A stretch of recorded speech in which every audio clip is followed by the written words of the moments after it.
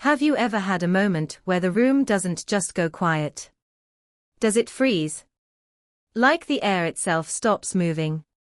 Like your heart knows what your brain hasn't caught up to yet. Because that's exactly what happened to me on my wedding anniversary. 22 years of marriage. 22 years of inside jokes, shared bills, Sunday routines, and believing I knew the man sitting across from me.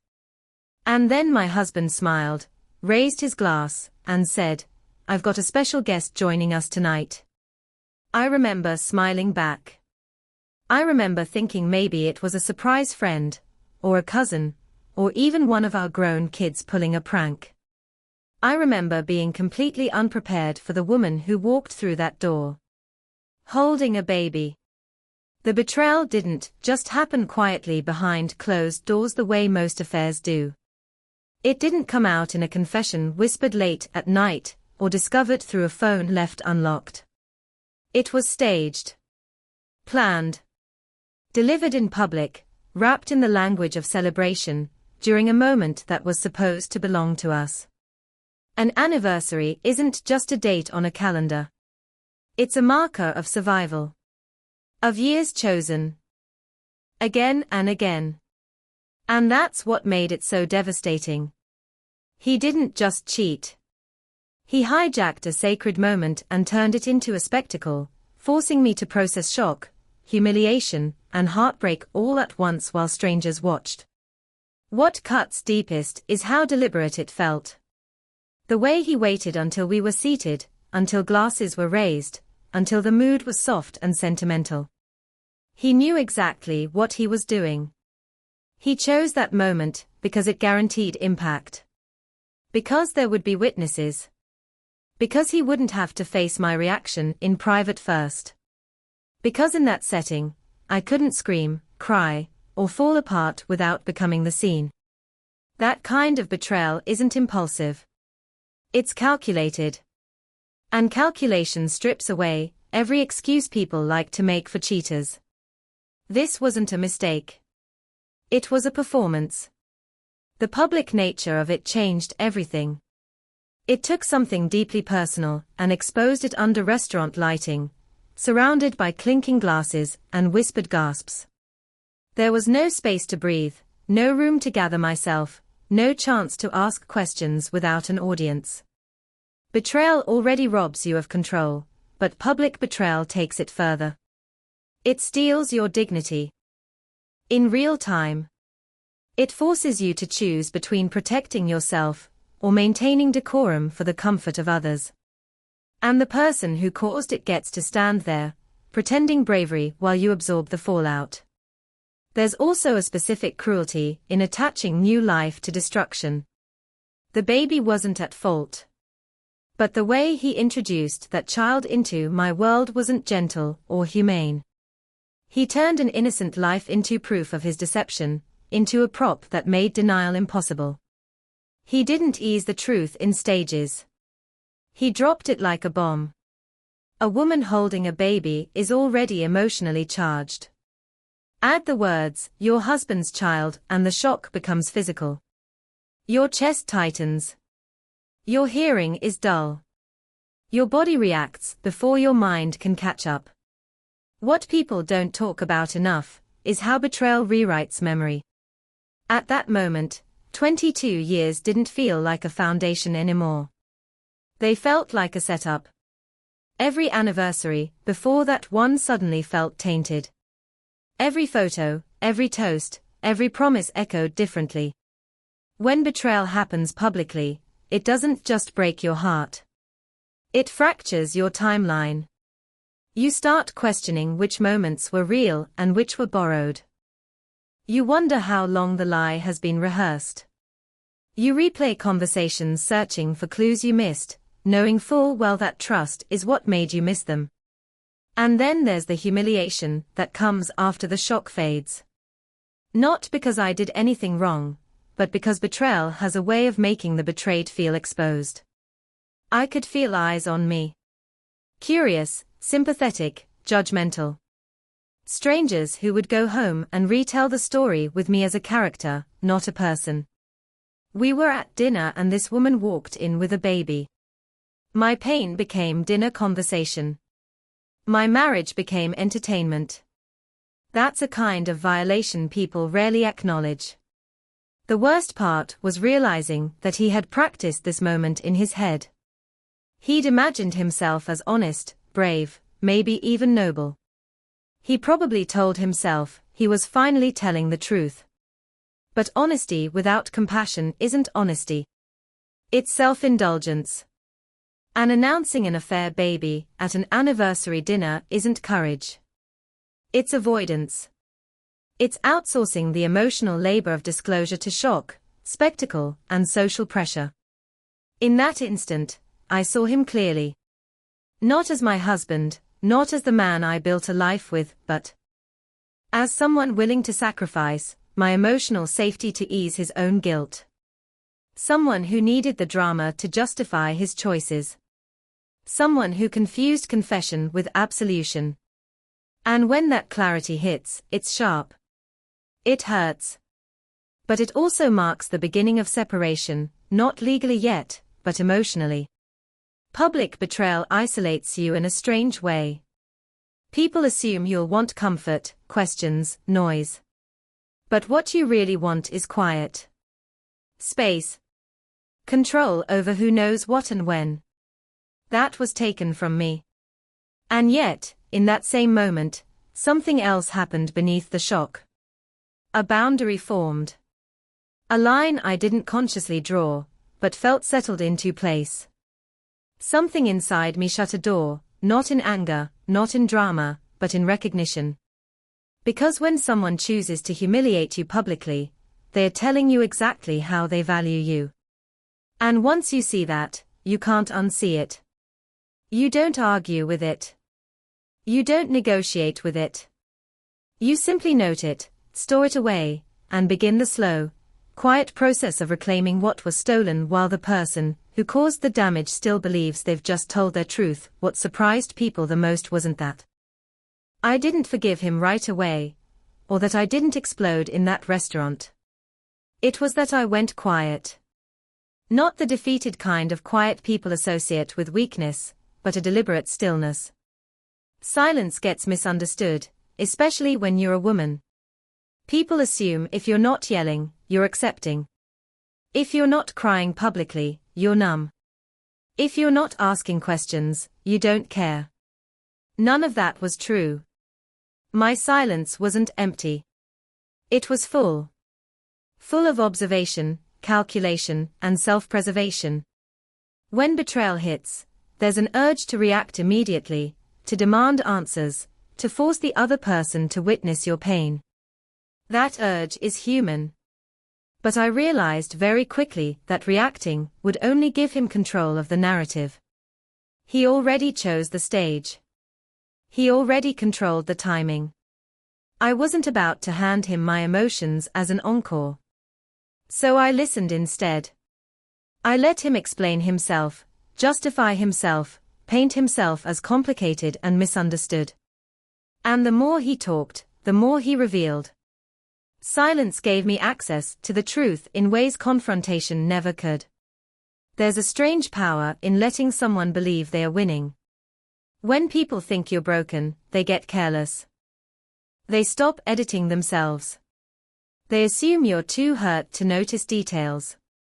But silence sharpens your awareness. I noticed how his stories shifted depending on the audience. How his remorse appeared on cue and vanished just as quickly.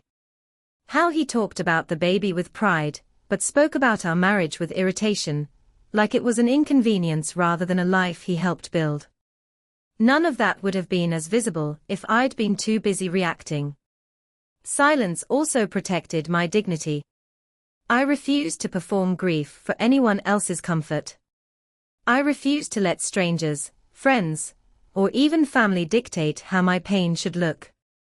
There's pressure, especially after public betrayal, to prove you're hurt enough, angry enough, devastated enough. But I didn't owe anyone that display. My pain didn't need witnesses. It needed space. Silence gave me that space.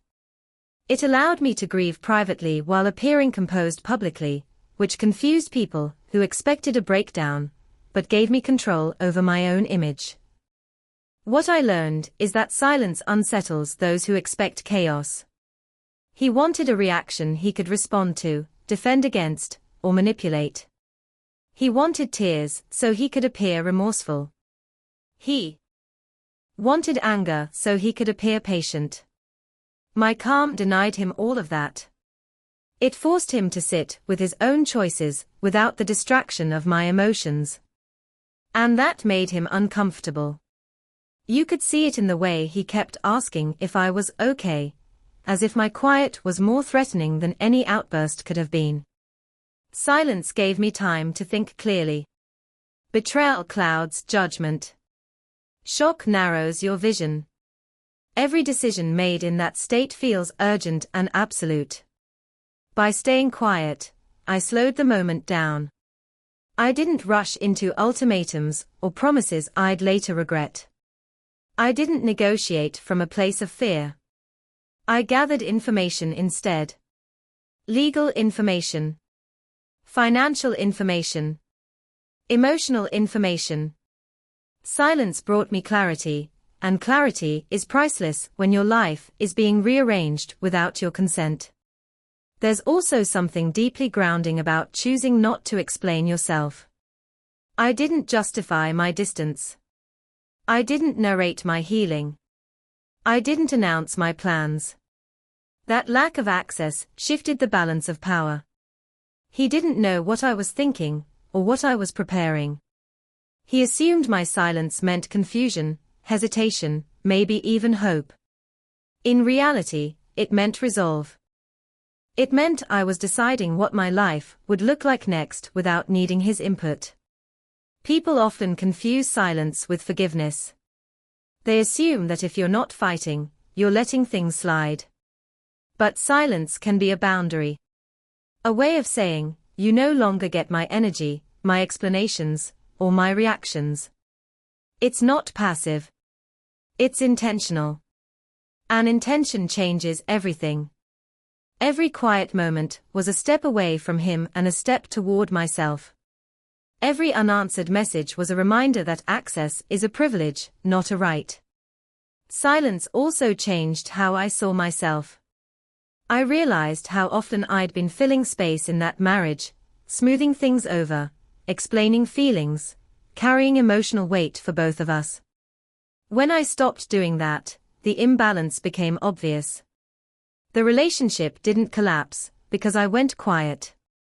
It collapsed because it required my constant effort to function. Silence exposed that truth more clearly than any argument ever could. In the end, my silence wasn't about punishment. It wasn't a tactic to make him miss me or beg. It was a recalibration. A way of listening to myself for the first time in years. In the quiet, I heard what I needed, what I deserved, and what I would no longer tolerate. And once you hear that voice clearly, you don't rush to speak again. You let your actions do the talking. I didn't wake up one morning plotting revenge with rage in my chest or bitterness guiding my hands. What I felt instead was a cold, steady awareness that reacting emotionally would only cost me more than I had already lost. The damage was done, but the aftermath didn't have to destroy me. I understood something very clearly in those quiet days after the truth came out. Emotion had already been used against me. Shock had already been weaponized. If I wanted to protect myself, I needed to move with intention, not impulse. While he was busy explaining himself and justifying the affair, I was listening for patterns. Not excuses, not apologies, but inconsistencies. People who lie rarely tell one big lie perfectly. They tell dozens of small ones that don't quite line up.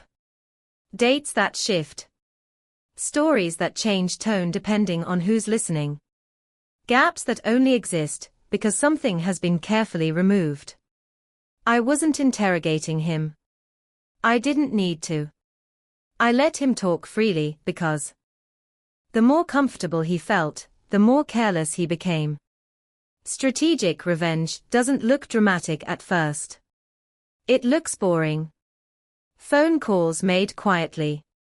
Documents requested calmly. Screenshots taken without comment. Bank statements reviewed without accusation.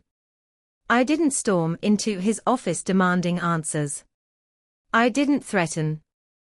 I didn't warn. I simply gathered information. Knowledge is a kind of armor, and I was building mine piece by piece while he assumed I was still too stunned to function. What people often misunderstand about revenge is that it doesn't have to be loud to be effective. Real consequences don't come from shouting matches or ultimatums. They come from preparation. I contacted a lawyer before he realized I was serious. Not because I wanted to punish him, but because I wanted to protect myself. There's a difference. Protection is proactive. Punishment is reactive. And I refuse to let my future be shaped by reaction. The financial side of betrayal is something many people avoid talking about, but it matters. Trust doesn't just live in the heart. It lives in shared accounts, shared investments, shared assumptions about stability. When that trust breaks, it leaves vulnerabilities.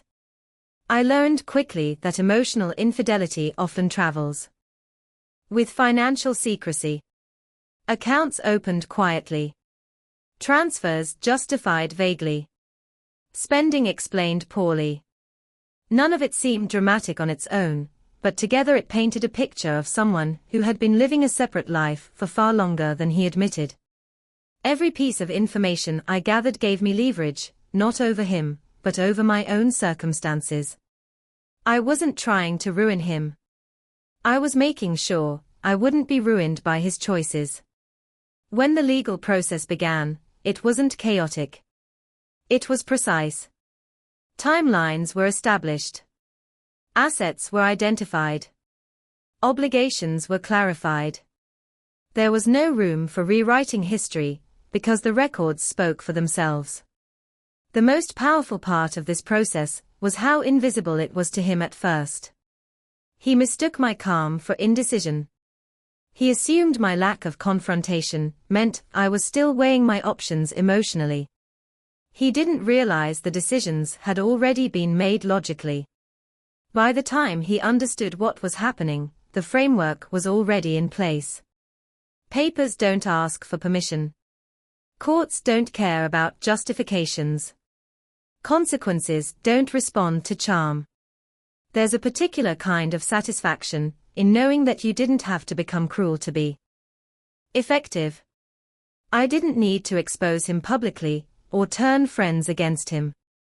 The truth, documented and presented correctly, did that work on its own. Strategic revenge isn't about humiliation. It's about alignment. Aligning outcomes with actions. Aligning reality with responsibility. Aligning your future with your worth. I also chose to be intentional about how I handled the other woman. Not out of kindness alone, but clarity. She deserved the truth, not the version he curated for her.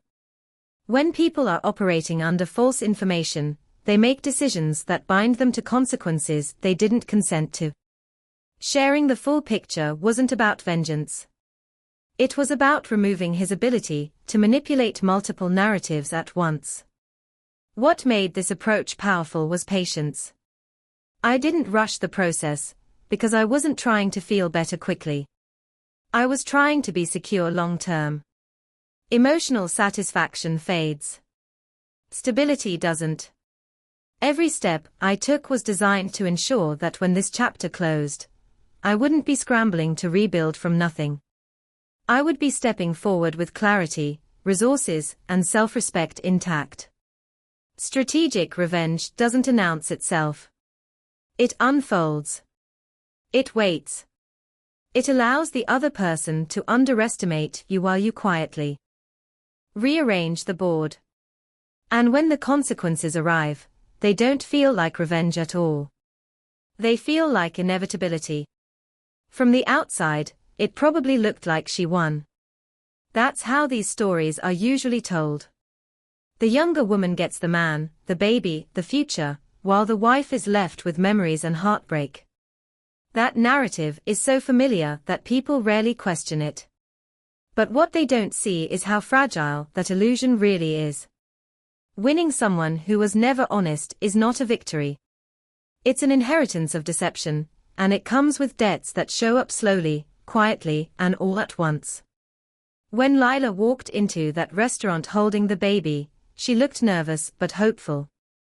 There was a certain confidence in the way she stood beside him, like she believed this moment would finally secure her place. As if being revealed meant being chosen.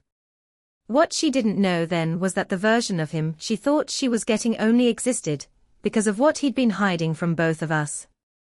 She thought she was stepping into a future. In reality, she was stepping into the fallout. Men like Daniel are very good at compartmentalizing. They present different versions of themselves depending on the audience. To her, he was probably attentive, misunderstood, temporarily stuck in a marriage that no longer mattered. To me, he was a long-term partner, who had grown distant, but still spoke the language of commitment. Neither of us was seeing the full picture, because he needed it that way to maintain control. And control is the currency of people who live double lives. The illusion cracks the moment the truth becomes shared. Once I showed her the messages, the timelines, the financial reality, her expression changed. Not because she suddenly cared about me, but because she realized she hadn't been special. She hadn't been chosen. She'd been convenient. The same lies that kept me calm for years were the ones now landing in her lap, only this time without the cushion of legal protection, shared history, or established security. There's a specific loneliness that comes with being the other woman once the secrecy is gone. The excitement fades. The stolen moments turn into real responsibilities. Diapers at 3 in the morning don't come with flattery. Financial stress doesn't come with romantic language. And the man who once felt thrilling starts to feel unreliable when there's no one else left to blame. The fantasy requires a villain to work, and when the wife steps out of the story, the fantasy collapses. What she inherited wasn't a prize. It was a man under pressure, stripped of excuses. A man whose charm had been diluted by consequences. The same traits that once made him seem confident now looked careless. The same independence now looked like emotional absence. And the resentment he directed at his marriage had nowhere else to go. It didn't disappear. It just changed targets. I watched from a distance as reality settled in for her. Not with satisfaction, but with clarity. She was learning something I already knew. That love built on secrecy doesn't strengthen under daylight. It weakens. It exposes cracks that were invisible in the dark. She didn't steal my life. She stepped into a version of his that was already unraveling. The most sobering part of all this was realizing that she never actually wanted my place. She wanted the version of him that existed, because I was still there. The stability I provided. The structure. The safety net. Once that was gone, so was the illusion. And when people talk about winning in situations like this, they forget to ask what's actually being won. A man who lies easily doesn't become trustworthy because he changes addresses. A relationship that starts in deception doesn't magically grow roots just because it's acknowledged. I didn't need to confront her or compete with her. The truth did work for me. I stepped out of the triangle entirely, and that changed the dynamic more than any argument ever could. Without me as the obstacle, she had to face him as he really was. Without secrecy to bond them, there was only reality left to deal with. And reality is unforgiving when expectations are built on fantasy. The illusion of her victory wasn't shattered by anything I said or did publicly. It dissolved quietly, the way illusions usually do, through experience. Through nights that felt heavier than expected. Through promises that sounded familiar, but rang hollow. Through the slow realization that being chosen after betrayal doesn't mean being cherished, it means being next. The moment I stopped thinking about revenge as something I needed to do to him, everything shifted. For a long time, I thought revenge had to look like punishment, like balance, like making sure he felt a fraction of what I felt. But the more distance I gained, the clearer it became that tying my healing to his suffering would keep me anchored to the very person I was trying to leave behind. True revenge wasn't about watching him fall apart. It was about standing back up, without him having any say in who I became next. Freedom doesn't arrive all at once. It comes in small, almost unnoticeable moments.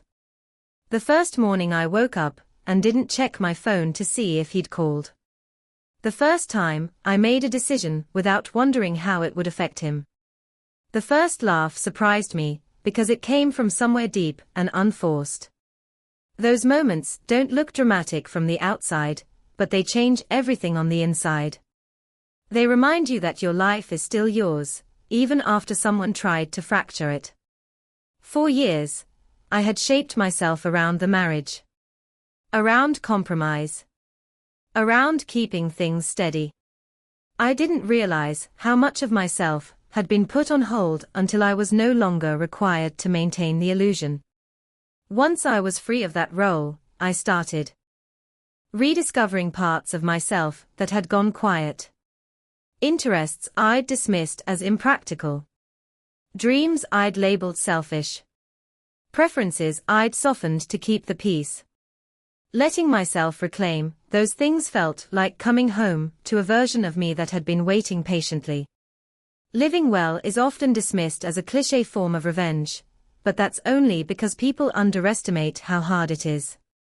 It takes discipline to not look back. It takes courage to build a life that doesn't revolve around explaining your past. It takes strength to resist the urge to prove anything to the person who hurt you. Choosing peace over performance is an act of defiance when you've been wronged publicly. It says, without words, that your future isn't a reaction to their behavior. What surprised me most was how little I cared about his opinion once I was fully free. In the beginning, I imagined some final moment where he'd realize what he lost. Where regret would cross his face in a way that mattered to me. But as time went on, that imagined moment lost its importance. His realization wasn't required for my closure. My peace didn't depend on his understanding. And that realization was liberating in a way nothing else had been. There's a quiet confidence that comes from knowing you survived something that could have broken you. Not just survived it, but learned from it. I trusted myself again. I trusted my instincts, my boundaries, my ability to walk away when something no longer served me. That trust became the foundation of everything I built next. New relationships. New routines. New goals. All of them are rooted in self-respect instead of fear. Reclaiming your life after betrayal isn't about erasing the past. It's about refusing to let it define your future. I didn't pretend the pain never happened. I integrated it. I let it sharpen my clarity instead of hardening my heart. I became more honest with myself about what I would and wouldn't tolerate. I stopped shrinking my needs to fit into someone else's comfort zone. That kind of growth doesn't announce itself, but it changes how you move through the world. The most satisfying part of all of this wasn't watching him struggle, or seeing his plans unravel. It was realizing that my happiness no longer required his absence to be justified. I wasn't happy because he failed. I was happy because I chose myself consistently, even when it was uncomfortable. Especially when it was uncomfortable. That choice, repeated over time, became a life that felt whole again. People often think revenge needs an audience. That it needs validation, witnesses, acknowledgement. But the most powerful transformations happen quietly. Away from the noise. Away from comparison. When you stop measuring your progress against the person who hurt you and start measuring it against who you used to be, everything changes. The gap between who you were in that restaurant and who you become afterward tells a story no confrontation ever could.